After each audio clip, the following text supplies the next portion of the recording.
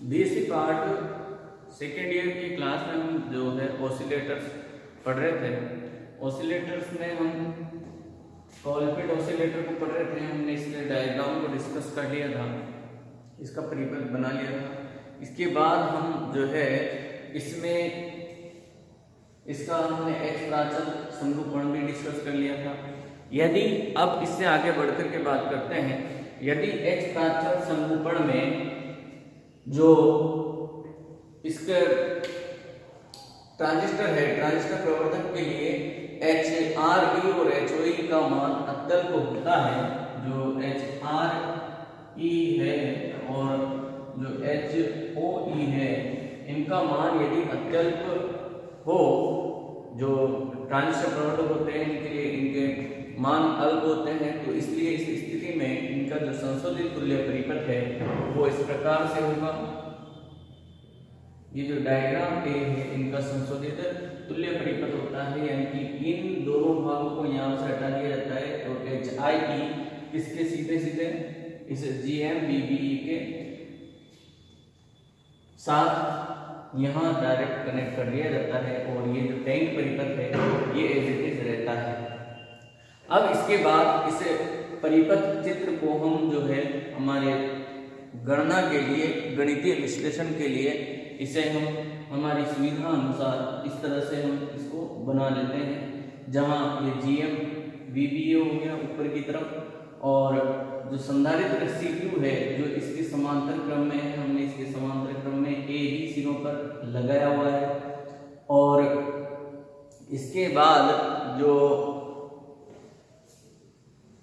ये AB जो भाग है, ये A भाग और ये इसका B भाग, तो A और B के बीच, यानी कि A और C के बीच में जो है हमने C2 को लिया है, और B और C जो B भाग है और जो C भाग है, B और C भागों के बीच में जो है हमने संधारित्र C1 को ले लिया है, और B और A भागों के बीच में, यानी कि A और B भागों के बीच में हमने जो है प्रेरण कुंडली L को लगाया है, और ये HIE जो है इस संधारित्र C1 के समांतर क्रम में इस तरह से रहता है। तो ये था गणितीय विश्लेषण के लिए डायग्राम 2। तो इस डायग्राम 2 का उपयोग हम जो है गणितीय विश्लेषण के लिए करेंगे।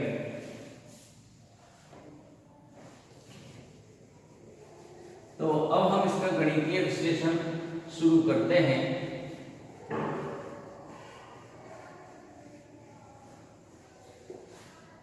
तो देखिए, बिंदु A पर समांतर शाखाओं में, बिंदु A पर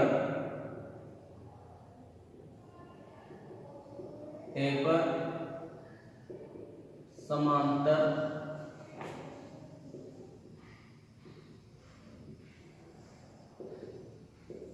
शाखाओं में धारा विभाजन सिद्धांत से, धारा विभाजन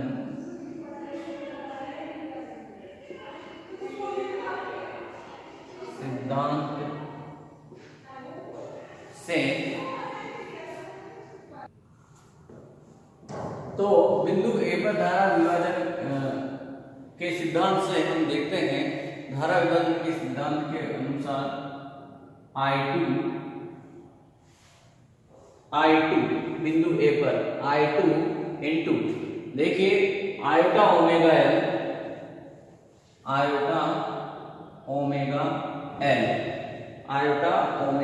L, ठीक है, और प्लस, अब यहाँ पर जो हमारे पास रेजिस्टेंस HI है और जो संधारित्र C1 है वो एक दूसरे के समांतर क्रम में है, इसलिए HIE upon iota omega C1 upon HIE plus 1 upon iota omega C1 is equal to इसका मान होगा किसके बराबर, संधारित्र C2 में जो प्रवाहित धारा है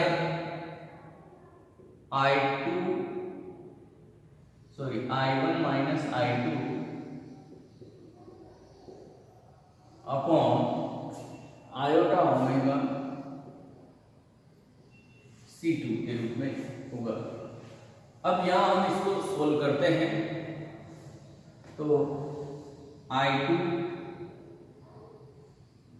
iota omega L plus HIE upon iota omega C1 upon HIE plus 1 upon iota omega C1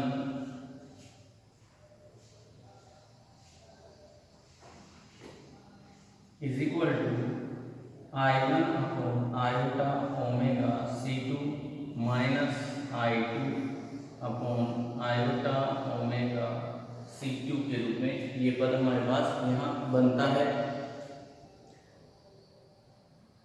यहाँ से हम I2 का जो मान है इसको इस तरफ लेंगे, यहाँ पर भी I2 है तो I2 को यहाँ हम कॉमन लेंगे, I2 को हमने यहाँ कॉमन लिया है तो I2 यहाँ हम कॉमन लेंगे तो iota omega L plus HIE upon iota omega C1 upon HIE plus 1 upon iota omega C1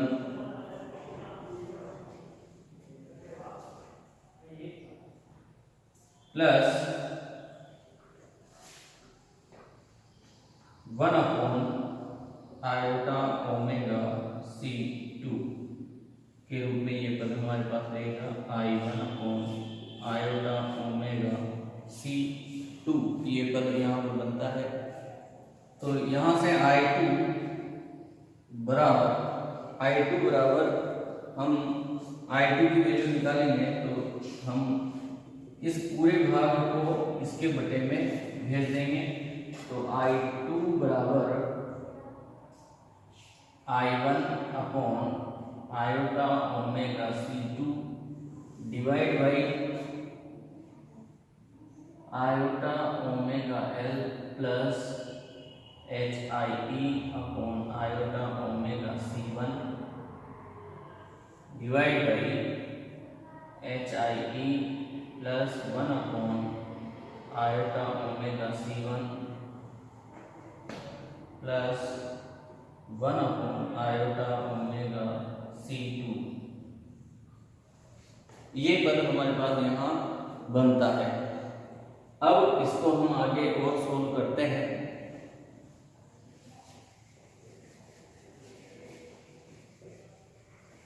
अब हम इस डायग्राम को तो यहाँ से मिटा देते हैं, हमारे ये एक ही डायग्राम काम में आएगा।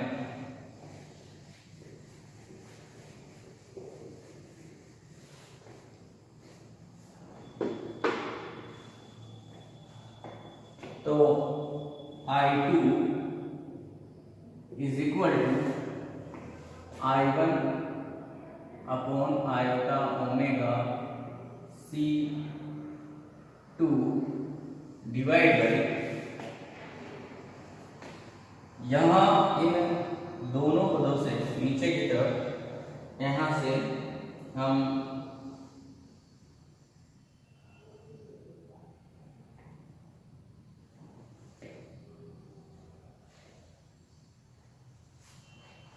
इसको इस तरह से लिख रहे हैं।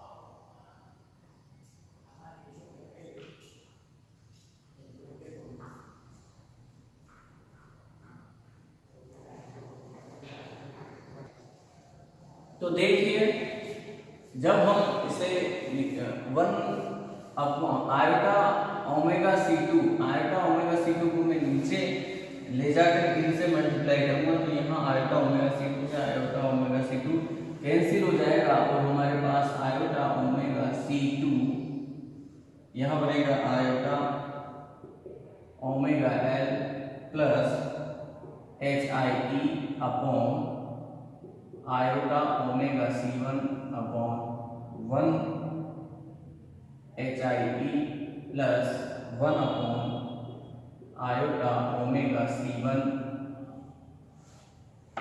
प्लस 1, क्योंकि यहाँ आयोटा ओमेगा C2 से आयोटा ओमेगा C2 कैंसिल हो गया, इसलिए यहाँ क्या बनेगा 1 बनेगा। अब यहाँ हम इसे आगे और हल करते हैं। I1 divide by iota omega C2, तो यहाँ हम देखिए एच आई ई और 1 अपॉन आयोटा ओमेगा C1 इसको सॉल्व करते हैं तो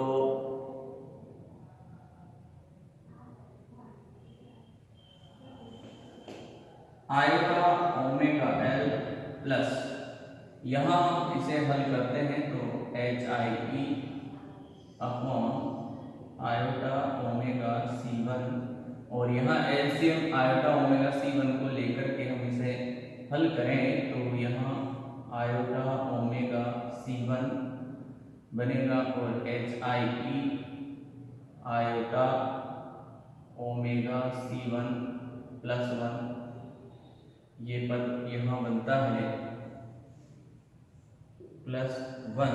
तो देखिए आयोटा ओमेगा C1 से आयोटा ओमेगा C1 यहाँ कैंसिल हो जाएगा, तो I1 divide by iota omega C2 iota omega L plus यहाँ बनेगा H I E upon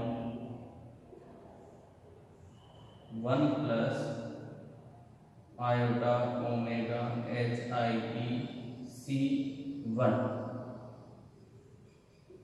plus 1, ये पद यहाँ बनता है। अब इसको और आगे हम सॉल्व करते हैं तो यहाँ हम जो है 1 प्लस आयोटा ओमेगा H1C को जो है एलसीएम लेते हैं, तो देखिए I1 upon iota omega C2 और इसे एलसीएम लेंगे 1 plus iota omega H I E C1 को यहाँ हम एलसीएम ले रहे हैं और एलसीएम लेकर के इसको हम सॉल्व करेंगे।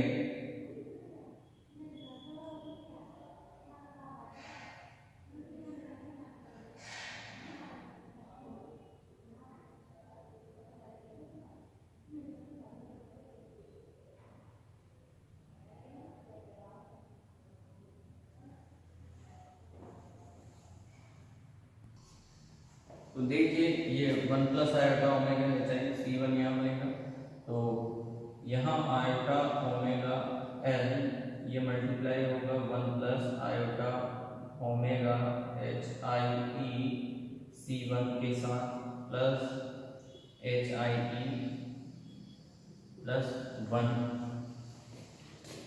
आगे देखिए I2 is equal to I1 upon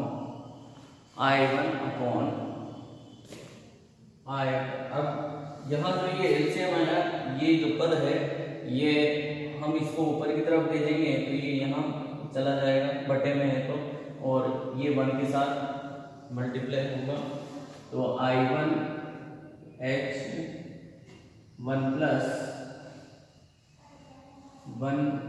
plus iota omega H I E C1 upon iota omega C2।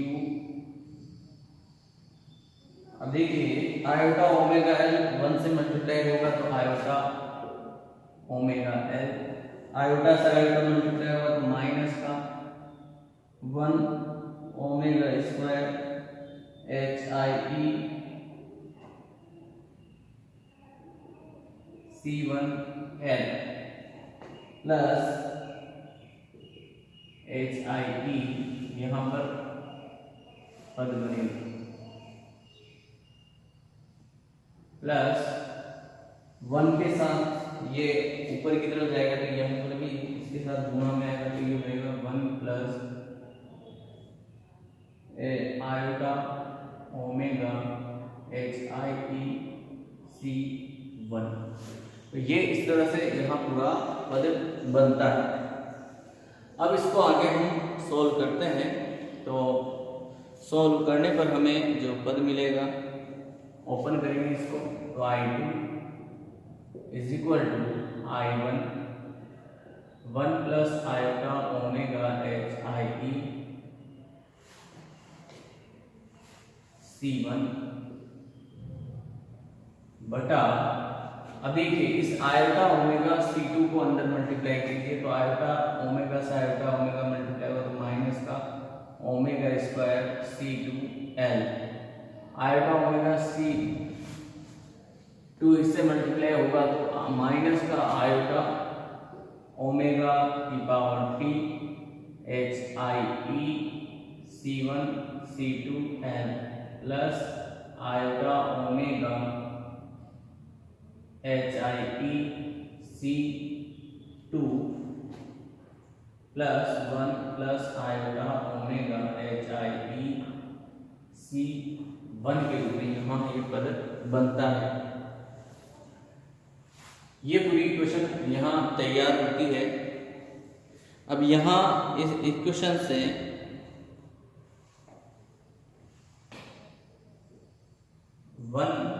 I1 1 plus iota omega HIEC1 divide by, इसका यहाँ सोल्व करते हैं तो 1 को सबसे पहले लेंगे 1 माइनस जो ओमेगा स्क्वायर का पद है उसको लेंगे ओमेगा स्क्वायर C2L, ये हो गया। अब जहां हमें आयोटा ओमेगा की 3 घात मिल रही है उस पद को लेंगे तो माइनस का आयोटा ओमेगा की पावर 3 HIEC1 C2L, और तीसरा पद जो है यहाँ देखें तो यहाँ HIE ओमेगा और HIE ओमेगा दोनों में से कॉमन आ रहा है 1 प्लस आयोटा, तो 1, तो यहाँ से iota omega C1 plus C2 HIE, इस तरह से ये पद बनता है।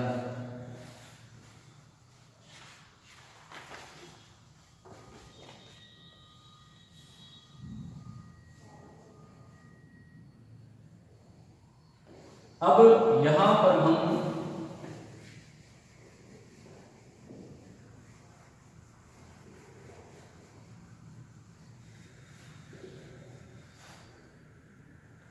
I2 बराबर I1 1 plus iota omega HIEC1 upon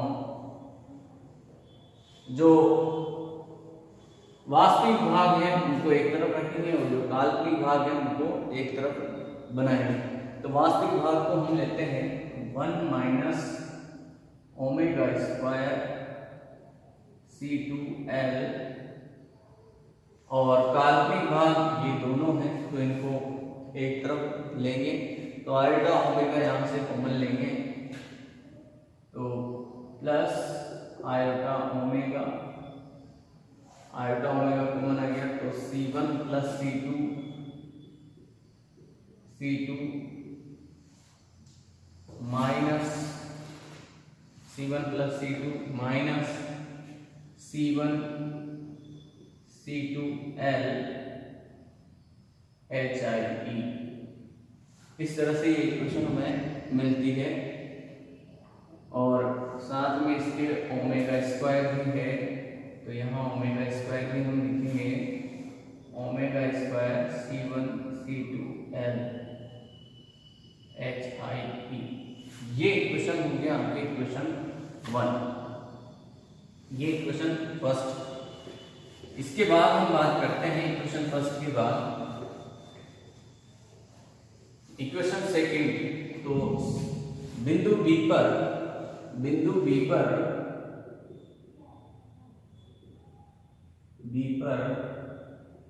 धारा विभाजन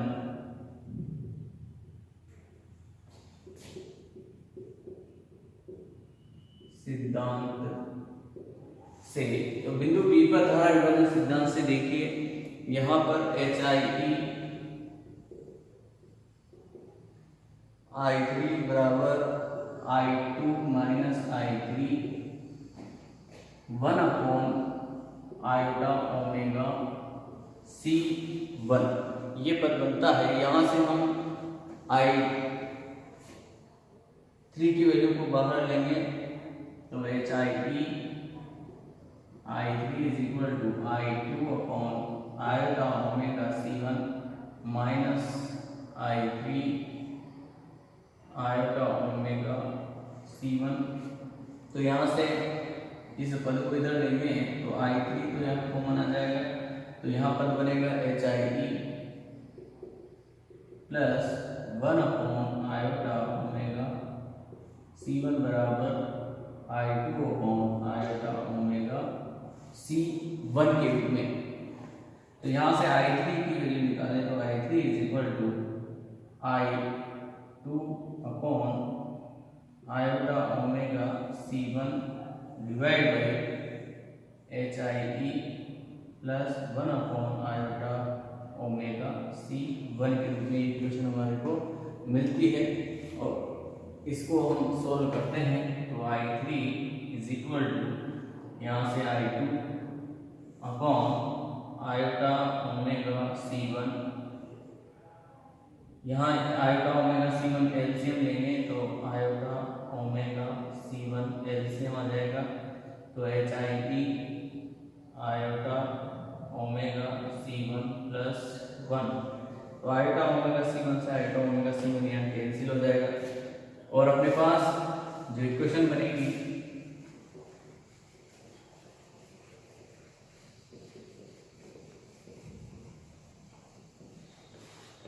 वो इक्वेशन बनेगी I3 is equal to I2 upon 1 plus HIE iota HIE omega C1 के रूप में। ये इक्वेशन हमारे को मिलती है और इसे कहते हैं इक्वेशन नंबर 2। ये इक्वेशन नंबर 2 होगी, ये इक्वेशन नंबर 1 हो गई। आगे हम इस पे चर्चा करते हैं। अब चूंकि हम जानते हैं कि जो दोलित्र है, दोलित्र के लिए हमने बार्कहाउसन की कंडीशन देखी थी। तो प्रवर्धक के निर्गम टर्मिनल ए और जी जो टर्मिनल है ए और जी टर्मिनल, उन ए और जी टर्मिनल को हम ए को संग्राहक टर्मिनल, जी को उत्सर्जक टर्मिनल कहते हैं। तो निर्गत वोल्टता की बात करें तो निर्गत वोल्टता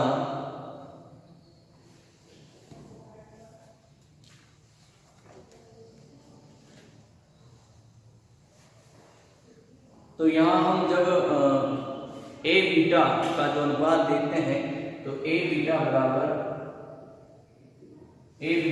हमें मिलता है माइनस का GM HIE I3 upon I1 के रूप में इक्वेशन नंबर 3। तो ये जो इक्वेशन नंबर 3 हमें मिली, यहाँ पर इस इक्वेशन नंबर 3 में हम वैल्यूज रखेंगे समीकरण 1 और 2 से। तो A beta is equal to minus का GM HIE I3 की वैल्यू रखेंगे हम। तो I3 की वैल्यू रखने के लिए हमें I2 की वैल्यू यहाँ रखनी होगी। तो GM HI अपॉन I1, तो I3 की वैल्यू रखते हैं। तो देखिए यहाँ I3 की वैल्यू रखेंगे तो I3 के लिए I2 का मान हम रखेंगे। तो I2 का मान रखने पर I1 1 plus iota omega HIE C1 upon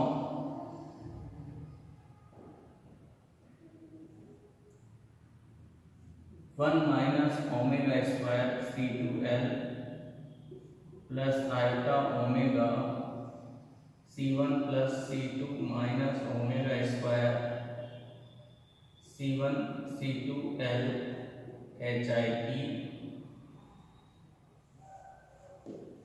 और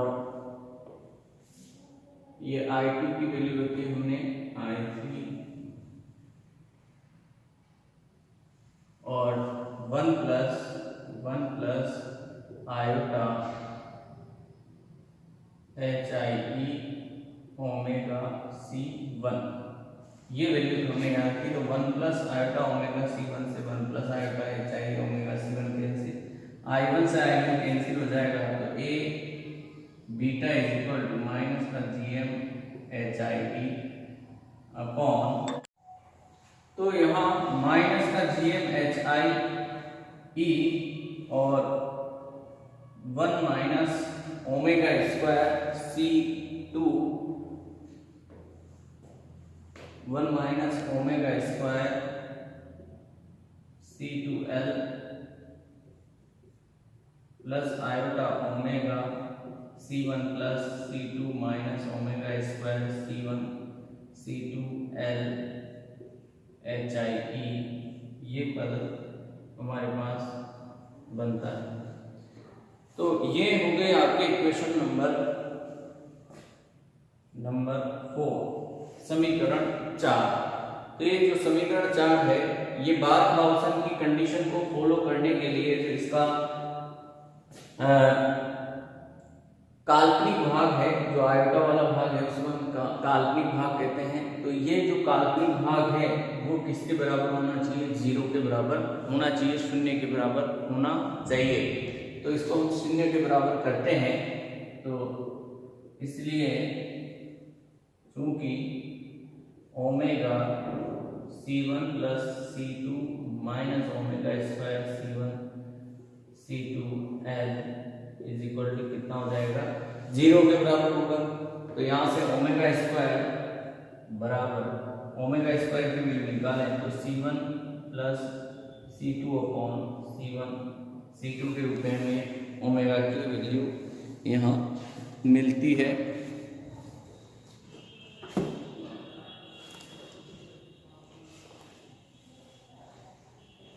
L C1 C2 के रूप में यहाँ हमें ओमेगा की वैल्यू फाइंड आउट हो जाती है।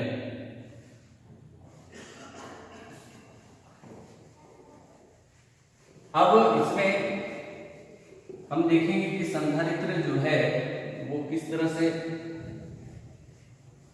काम में आता है। उसे हमने जो है श्रेणी क्रम में समायोजित किया है। तो वो श्रेणी क्रम में किस तरह से रहेगा? तो ओमेगा इज इक्वल टू हम अंडर रूट 1 अपॉन L इसे 1 upon C1 plus 1 upon C2 के रूप में लिख सकते हैं। तो यहाँ एलसीएम हो जाएगा C1 C2 और जो इस वैल्यू को हमने 1 अपॉन LC के अंडर रूट के रूप में लिखा है, जहां C is equal to C का जो मान है C1 C2 अपॉन C1 प्लस C2 के रूप में हम लेते हैं। श्रेणी क्रम में जो है संयोजित संधारित्र के लिए C1 C2 जो इनकी परिणामी धारिता के रूप में है। बात करें इनकी आवृत्ति की बात करते हैं।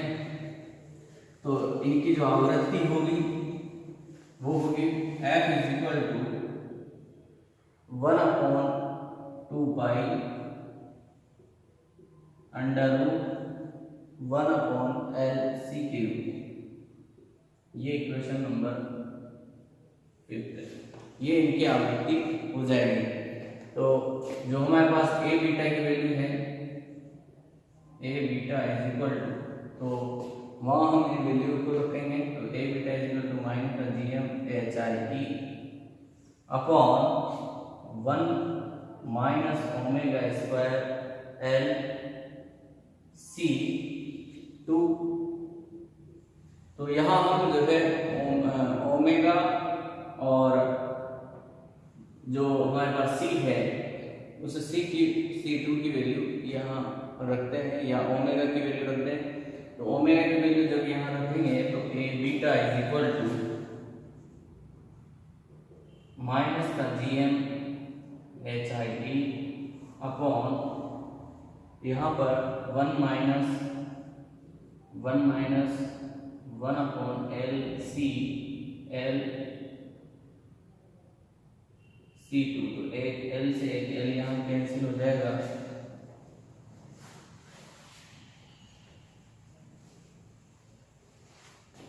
और A beta is equal to minus का GM/HIE बटा 1 माइनस C2 अपॉन C के रूप में ये पद बनता है, C2 अपॉन C। तो C की वैल्यू यहाँ रखते हैं हम, तो A beta is equal to minus का GM/HIE अपॉन 1 माइनस, जब ये तो हो गया C2, C की वैल्यू रखेंगे तो C1 प्लस C2 के रूप में ये वैल्यू रखी, तो C2 से C2 कैंसिल हो जाएगा और आपके A बीटा बराबर माइनस का GM/HIE बटा 1 माइनस C1 प्लस C2 अपॉन C1 के रूप में ये वैल्यू निकल करके आती है। यहाँ फिर से हम इसको और आगे सोल्व करते हैं तो A beta is equal to minus का GM/HIE अपॉन, देखिए यहाँ 1 से 1 कैंसिल हो गया, C1 अपॉन C1 1 बनेगा तो 1 से 1 कैंसिल, तो यहाँ बनेगा आपके पास केवल और केवल C2 दे जाता है, तो C2 अपॉन C1 का पद यहाँ रहेगा, C2 अपॉन C1। ये इक्वेशन हमारे पास यहाँ पर बनती है A बीटा की। और A बीटा की कंडीशन को फॉलो करने के लिए बार ऑप्शन कंडीशन हम जानते हैं A beta is equal to कितना होना चाहिए, ऑसिलेटर के लिए 1 के बराबर होना चाहिए। और जब C1 और C2 को हम इक्वल लेंगे, C1 और C2 को बराबर लेते हैं, तो उस स्थिति में ये A beta is greater then 1 की कंडीशन हमें फाइंड आउट होती है। A बीटा जो है ग्रेटर देन इक्वल टू 1 हमें यहाँ फाइंड आउट होता है, माइनस का GM/HIE का जो मान है C2 अपॉन C1 is greater than equal to हमें 1 फाइंड आउट होता है। तो ये था हमारे पास कॉलपिट ऑसिलेटर का मैथमेटिकल डिस्क्रिप्शन, जहाँ ये बार का ऑप्शन कंडीशन को भी फॉलो करता है। आज की क्लास में इतना ही, नेक्स्ट क्लास में नेक्स्ट टॉपिक लेंगे। Thank you.